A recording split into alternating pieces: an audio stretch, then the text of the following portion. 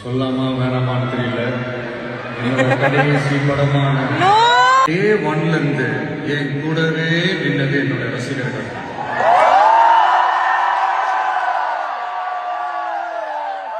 ஒரு நாள் 2 நாள் இல்லைங்க, கிட்டத்தட்ட ஒரு 30-33 வருஷத்துக்கு மேல என் கூடவே நின்றுக்கிறாங்க.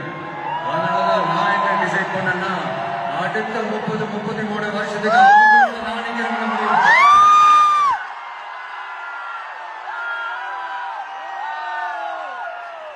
எனக்கு ஒண்ணுனா அந்த தியேட்டர்ல நிக்கிறாங்க, நாளைக்கு அவங்களுக்கு ஒண்ணுனா வீட்டுல போய் நிக்கிறாங்க.